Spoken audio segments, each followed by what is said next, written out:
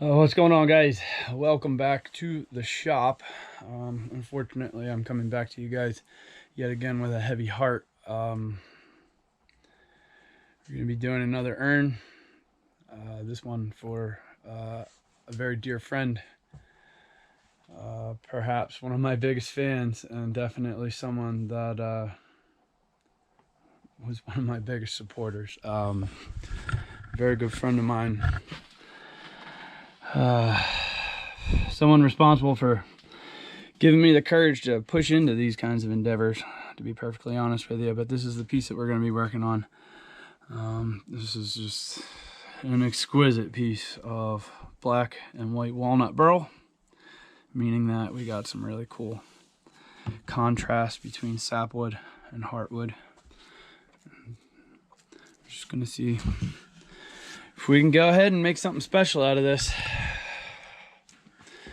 Let's get it rounded out and get going.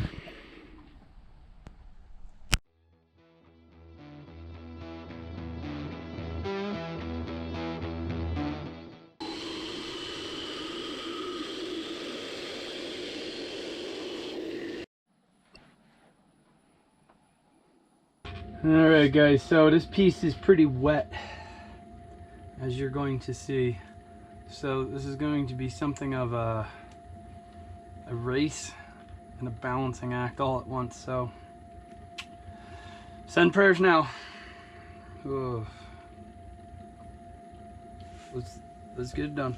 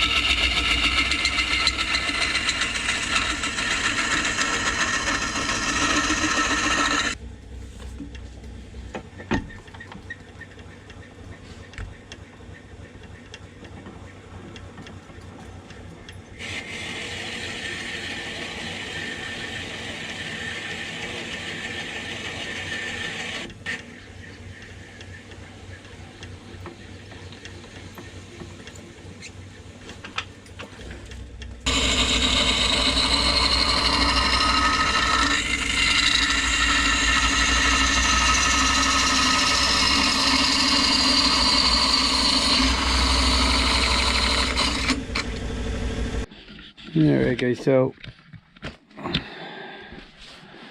got this hollowed out to about a 1/2 inch wall. I want to stress that this is not the way to be doing this.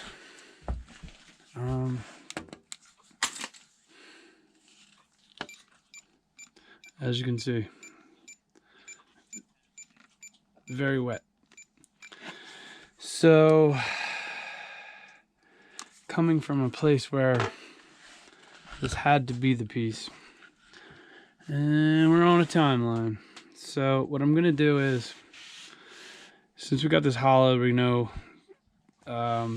most of the moisture is gonna be coming from the inside. I have been spraying this down to try and keep it balanced. I'm gonna run a coat of sealer on this, and then we're gonna get this in the kiln and give it an overnight and see if we can't get it dry, but also keep it from splitting apart. So here we go.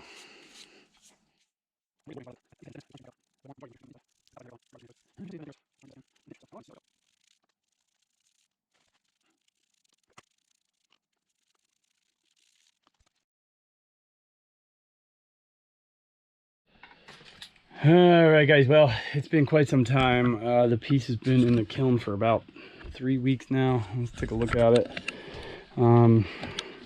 Just trying to get this re-squared. The process of rough hollowing was a success in drying, in that we got warping and no cracking.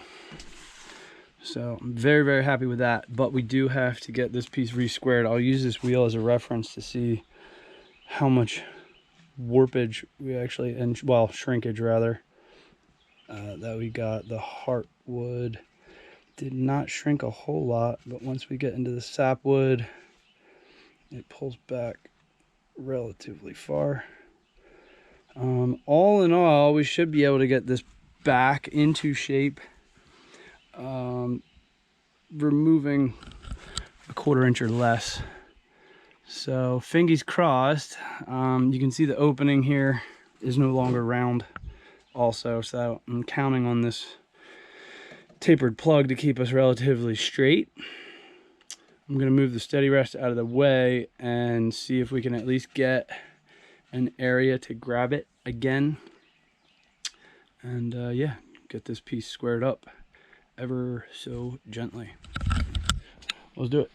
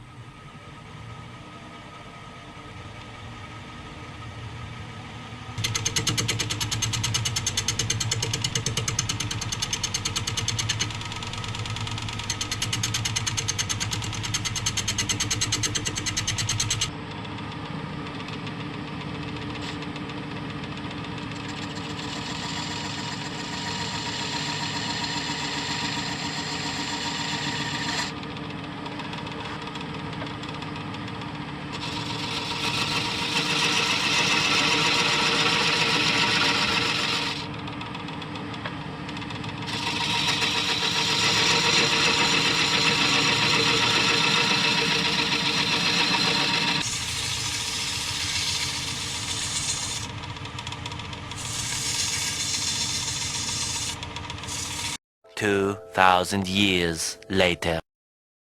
Alright guys, well, we do it nice because we do it twice. Sometimes, even thrice. Refixtured up here. It's been about, I don't know, a little over a month and a half this piece has been drying. We did 3 weeks in the kiln and then I put it back up. We hollowed to about a 1/4 inch wall. Thought I could get away with that in that most of the piece was down to about 10%. And I felt pretty good about that, all except for one little band across here, about 1.5 inch wide band. And as you can see, we got more movement in there. So I let this acclimate in air. Some of the sapwood was getting too dry, whereas that band was still holding moisture. You know, I thought I might get away with it, so I took it to a finish, and well, I didn't get away with it. So we're back up here, this side being our most critical side, in that I turned our opening very, very close to where we need to be for finish for our ring. As you can see, I got this end pretty square to center.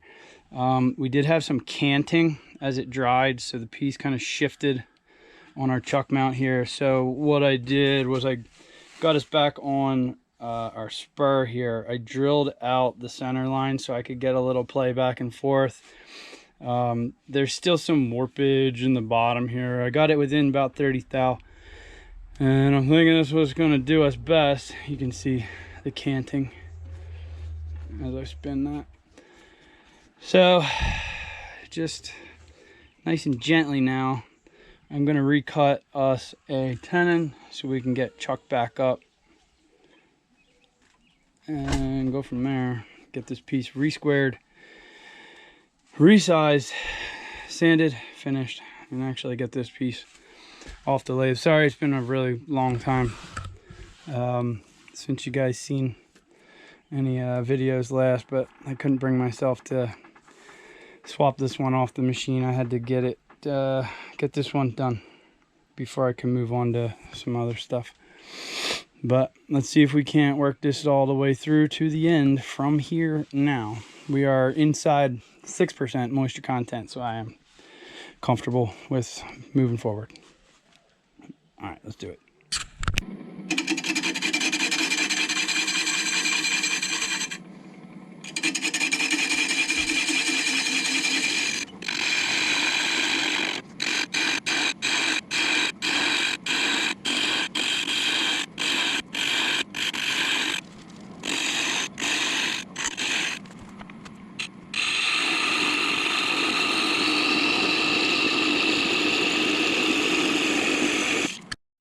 Alright, hopefully this is the last time.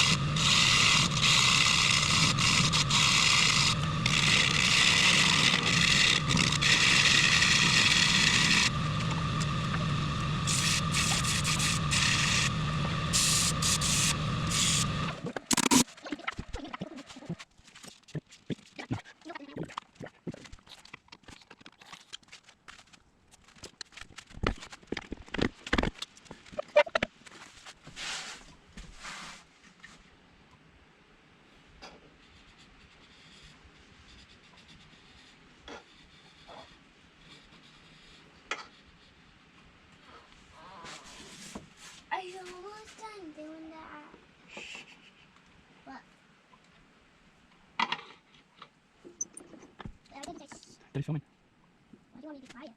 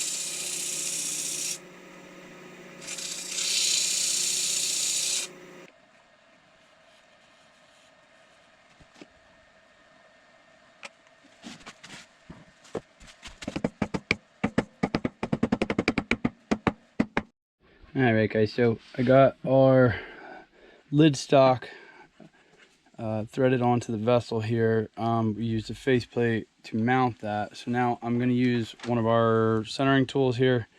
This is going to serve a dual purpose. I'm going to be able to dimple my dead center mark on this for when we remove the faceplate. And then I'll also be able to use the backside here with the tailstock to bring our piece into true center to get the steady rest back in place so that we could give it support and still work on the outside shape of the lid. I'm going to turn this all as one piece so that I can blend the lid into the vessel. So we're going to run this in until it touches, and then we're just going to use an adjustable wrench and give it an extra little turn in there so we can get our nice center punch. We run our tailstock right on in, and that brought us into a good center line. Alright, so now we got the steady rest set. We can zip this faceplate off.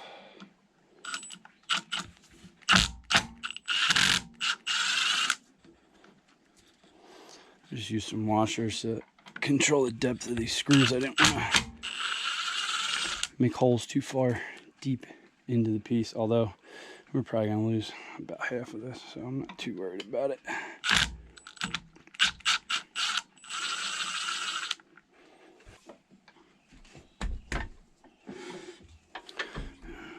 Now you can see we got our nice center line